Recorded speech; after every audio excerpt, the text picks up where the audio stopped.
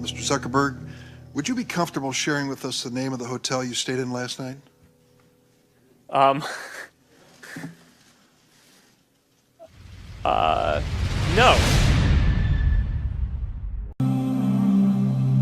We're not going to yell at it. No, of course not. That is a warm hoodie. Yeah, no, it's a thick hoodie. It's a company hoodie. We print our mission on the inside. What? Oh, really? my God, the inside of the hoodie, everybody. Take a moment. What is it? Making the world more open and connected. Oh my God, it's like a secret Cool. cult. Look at that, making the world open and connected, stream graph platform, and this weird symbol in the middle that is probably for the Illuminati.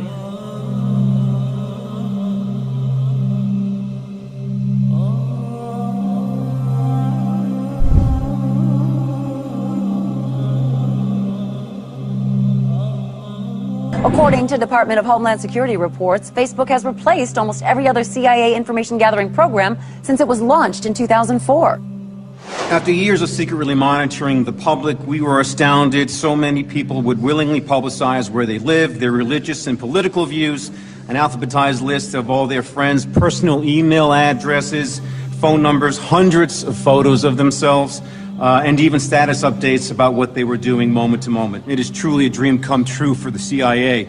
Much of the credit belongs to CIA agent Mark Zuckerberg, who runs the day-to-day Facebook operation for the agency. The decorated agent, codenamed the Overlord, was recently awarded the prestigious Medal of Intelligence Commendation for his work with the Facebook program, which he has called, quote, the single most powerful tool for population control ever created.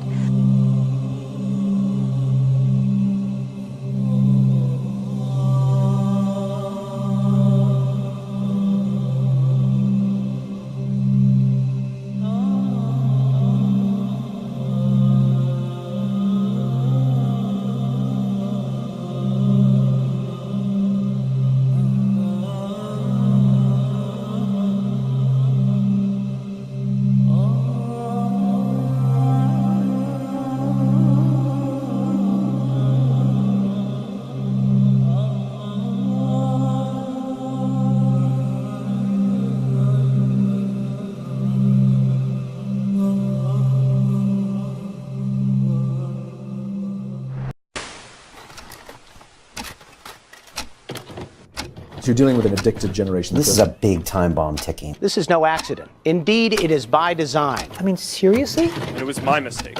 I mean, I think we can all feel it. To try to make these products as addictive as 400% possible. spike in dopamine. We now know that many of the major social media companies hire individuals called attention engineers who borrow principles from Las Vegas casino gambling, among other places, to try to make these products as addictive as possible.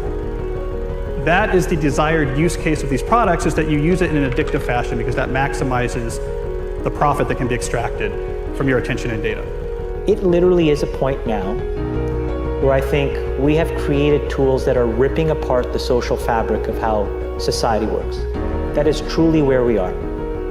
The way the technologist Jaron Lanier puts it is that these companies offer you shiny treats in exchange for minutes of your attention and bytes of your personal data, which can then be packaged up and sold.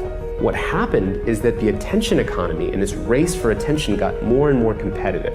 And the more competitive it got to get people's attention on, say, a news website, the more they need to add these design principles, these more manipulative design tactics, as ways of holding on to your attention. You don't realize it, but you are being programmed.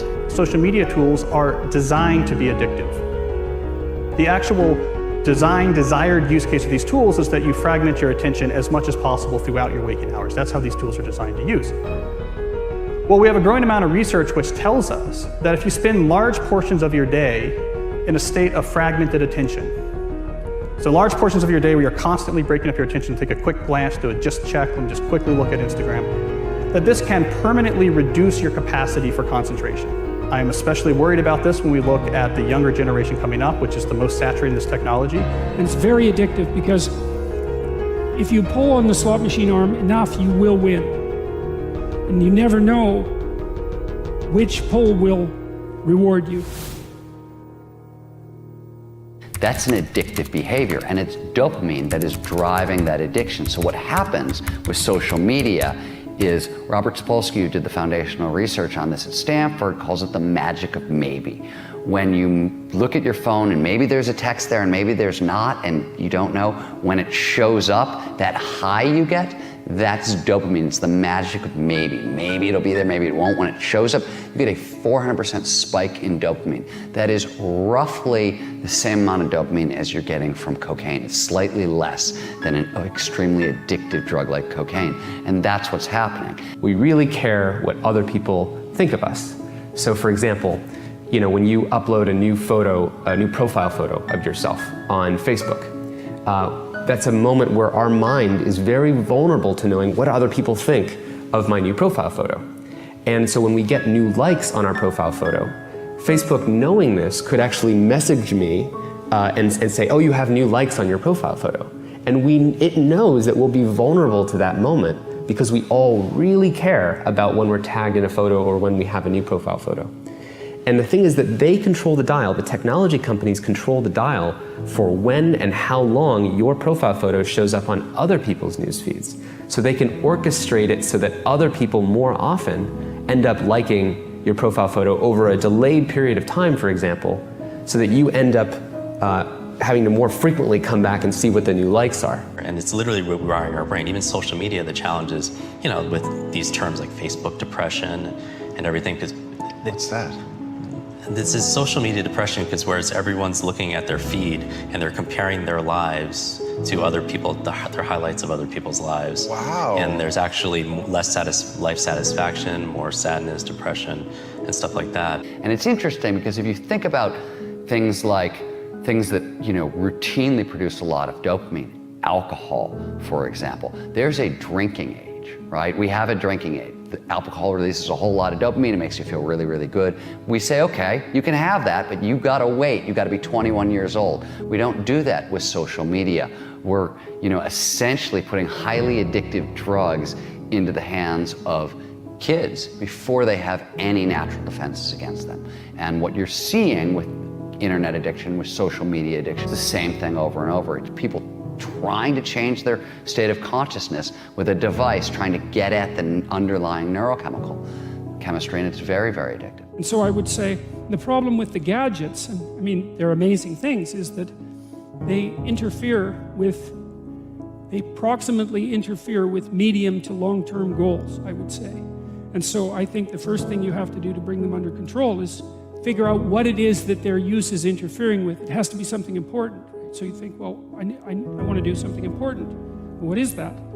Oh, it could be personal. Maybe you want to have a relationship. You want to get married. You want to have kids. You want to have a career that's meaningful. You want to have a life. You want to have an Abrahamic adventure and be the father of nations, let's say. Well, you can't be ratting away on your cell phone and doing that. And so I think part of it is to set your sights high and make a plan and figure out who you could be and see if obsessive utilization of smartphone fits into that vision of nobility. And it will partly because they're unbelievably powerful communication devices, but so often it's for lack of something better to do, and it also interferes. Imagine when you take that to the extreme, where bad actors can now manipulate large swaths of people to do anything you want. It's a really, really bad state of affairs. And we compound the problem, right? We curate our lives around this perceived sense of perfection because we get rewarded in these short-term signals, hearts, likes, thumbs up, and we conflate that with value and we conflate it with truth. And instead what it really is fake, brittle popularity. That's short-term and that leaves you even more, and admit it, vacant and empty before you did it. Because then it forces you into this vicious cycle where you're like, what's the next thing I need to do now? Because I need it back. Think about that compounded by 2 billion people. And then think about how people react then to the perceptions of others. It's really bad. So we know from the research literature that the more you use social media, the more likely you are to feel lonely or isolated. We know that the constant exposure to your friends' carefully curated positive portrayals of their life can leave you to feel inadequate and can increase rates of depression.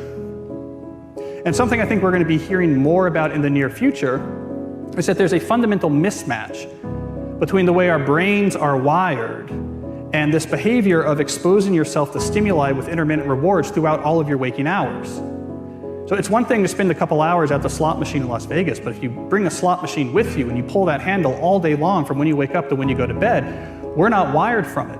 It short circuits the brain, and we're starting to find that it has actual cognitive consequences, one of them being this sort of pervasive background hum of anxiety. Here's the thing. The world we live in isn't real. Social media isn't real. And by design, social media rewards us for showing our best life. The edited, posed, champagne, Michelin star, holiday, orchestrated best angle of our life, the highlight reel. But you don't ever see real life, the 99% of our lives, the behind the scenes, the unglamorous, unfiltered, day-to-day, bland normality. And you end up comparing your behind the scenes to other people's fake highlight reel and using others as a mirror or benchmark for how you should look, how successful you should be, or how you should live. These fake comparisons will only serve to make you feel inadequate and inferior to something that isn't even real. Research continually shows that comparing your life to someone else's creates envy, low self-confidence, low self-esteem, and depression. You compare yourself to other people every single day, consciously or subconsciously, and no matter what I say, you're not going to stop because comparing one thing to another is a natural human thing to do. Whether we want to admit it or not, a big reason why anything has value is because there's something worse or better to compare it to. Think about it. An old brick of a mobile phone with a big aerial is only considered amazing in a world before the smartphone.